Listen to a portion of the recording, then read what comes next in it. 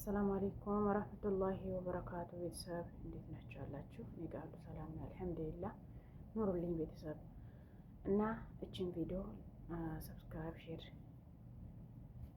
ያደረጋችሁ አበረታቱኝ ላይክ አድርጉኝ ሰፖርት አድርጉኝ ችግር አለ ከእናንተ የሚቀንስ ነገር አለ እንዴ ምንም እኮ አይቀንስም ዛሬ እንትን በሉልኝ እስቲ እቺን ቪዲዮ ላይክ ሰብስክራይብ ሼር ያደረጋችሁ አበረታቱኝ እኔ ላስጠላችሁ ይችላልው እኔ የሚያወራቸው ነገሮች ለእናንተ የማይመች ነገር ሊሆን ይችላል ግን ከኔ ቀጥሎ በጣም አስተማሪ የሆነ ቪዲዮ አለ በጣም ያኔ እሷ እቺን ቪዲዮ ከሰማችሁ ቆም ብላችሁ ራሳችሁን እንድትፈትሹ ትችላላችሁ ውዶቼ እኔ መጥፎ ነገር ይሻል መጣን መጥፎ ነገር ማላወራም መጥፎ ነገር ይሻል መጣን ለእናንተም ለኔም የሚጠቅመኝ ነገር መርጬ ነው እዚህ የምመጣው እና ያኒ ጥሩ ነገር ባይሆን ራሱ በኮሜንት እንደ እህት በኮሜንት በውስጥ ነው እንጂ እንደዚህ ቪዲዮን ስክሮል እያደረጋችሁ ስክሮል ብዙ ጊዜ እኮ እኛ ዝም ብለን ስክሮል ስናደርግ ኸይር ነገርም ይዞብን ነው የሚያሄድ ያኒ የሚጠቅመን አሁን የሚጠቅመንን ለኛ የሚጠቅመንን ቆም ብለን መርጠን ብናዳምጥ ሚዲያ ብዙ ነገር ያስተምረናል ብዙ ደደብ ሰው ሚዲያ እየተጠቀመ ያው ትምህርት ሳይማር አድርጎ እንደገና እንደ ትምህርት አድርጎ እዚህ ደረጃ ደርሶ እንደ ትምህርት ቤት ተምሮ ራሱን ያወቀ ሰው አለ ስለዚህ ወዶች ቤተሰቦች ለምንድን ነው እኔ ስክሮል እያደረጋችሁ ምንም ላይክ የለም ምንም እይታ የለኝም ለምን ምን ችግር አለ እኔ እይታችሁ አይደለም እኔ እናንተ ስክሮል እያደረጋችሁ ታዲያ ማን ሊያይ ነው ታዲያ የኔን ቪዲዮ ማን ነው ቆም ብሎ የሚያዳምጠኝ ምን ችግር አለ እናንተ አማርኛ ነው የሚያወራው አይደል ይገባችኋል ትሰማላችሁ ምን ችግር አለ ላይክ አንዴ እንደዚህ ነካ አርጋችሁ እንታልፉት ሸማትም አላወራም ቁጭ ብዬ እናንተ አይኔ ላይ ቁጭ ብዬ አልቀርም ምን ችግር አለው ግን እና ላይክ ሰብስክራይብ ሼር ያደረጋችሁ እቺን ቪዲዮ ቆም ብላችሁ ለማዳመጥ ሞክሩ ለእናንተ የሚጠቅማችሁ ነገር ነው ወላሂ እኔ እዚህ ጋር ሲያወራ ላይመቻችሁ ይችላል ግን ለእናንተ የሚጠቅማችሁ ነገር ወደ ኋላ ቆም ብላችሁ ስታዳምጡ ጥሩ ነገር እንደርሳችሁ ትሰማላችሁ ማለት ነው ቪዲዮ በጣም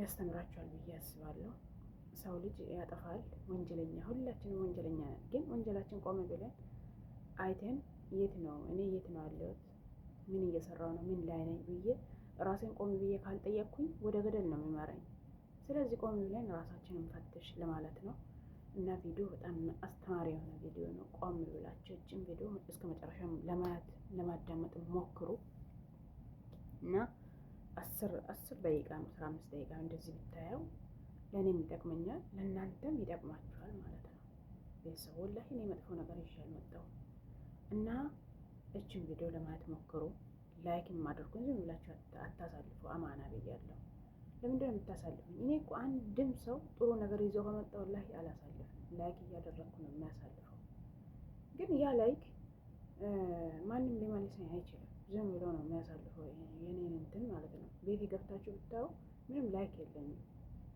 ለምን እኔም ቁጭ ብዬ ያው ብዙ ጊዜ ረጅም ቪዲዮ ማውራት አልችልም ለምንድን ነው በቃ ስራ ላይ ነኝ በጣም ቢዚ ነኝ ቢዚ የሆኑ ደግሞ ማንም ቁጭ ብሎ እንደዚህ ተረጋግቶ ማውራት አይችልም እና በቻልኩት መጠን እየመጣው ነው ግን ቢመጣ ምንም ላይክ የለኝም ሼር ምናምን የለኝም ለምንድን ነው እኔ ኢትዮጵያዊ አይደለሁም እህታችሁ አይደለሁም መዳም ቅመም እኮ ነኝ እኔም የመዳም ቅመም ነኝና እዛው ነው የሚሰራው ስለዚህ እናንተ ታበረታቱኝ ምን ችግር ይኖራል ምንም ችግር አይኖርም ስለዚህ አበረታቱኝ ሰፖርት አድርጉኝ ቪዲዮ ደግሞ ይጠቅማችኋል ቆም ብላችሁ ለማዳመጥ ሞክሩ ሌትስ ጎ አላህ በሰጠን አይን እንዴት አላህን እናምፀዋለን አላህ በሰጠን ጆሮ እንዴት አላህ የማይፈቅደውን ነገር ያዳመጠን እናምፀዋለን አላህ በሰጠን ምላስ እንዴት አላህ የማይወደውን ቃል እንናገርበታለን አላህ በሰጠን ጣቶች አላህ የማይወዳቸውን ጽሁፎች እንዴት እንጽፋለን አላህ በሰጠን እግር እንዴት አላህ የማይወደው ቦታ እንሄድበታለን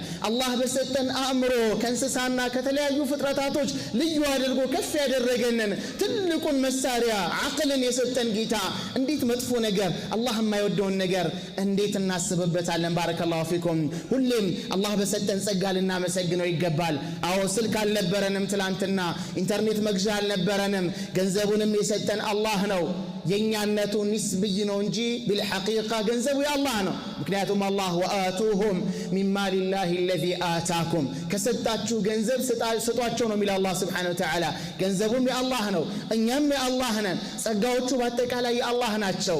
አላህ Subhanahu Wa Ta'ala እኮ ቢፈልግ ሐራም ነገር ስንመለከትበት አይናችንን ማጥፋት ይችላል። ማን ይዘዋል? ባረከላሁ ፊኩም። ቢፈልግ አላህ በዛች ጨለማ አላህ አይናችንን ሊይዝብን ይችላል። ከፈለገ ሐራም ነገር ስንሰማበት ዘፈን አላህ የማይፈቅደውን ስንሰማበት አላህ ጆሮአችንን ሊደፍነው ይችላል። ማን ይከለክለዋል? የሱ ነው። ባረከላሁ ፊኩም። ጣቶቻችን አላህ የማይወደው ነገር ስንጽፍባቸው እዛው አድርቆ ማስቀረት ይችላል። አላህ Subhanahu Wa Ta'ala ፓራላይዝ ማድረግ ይችላል። አላህ ወደ ማይፈቅደው ቦታ ቀጠሮ ተቀጣጥረን ስንሄድ አላህ ሽባ ሊያደርገን ይችላል።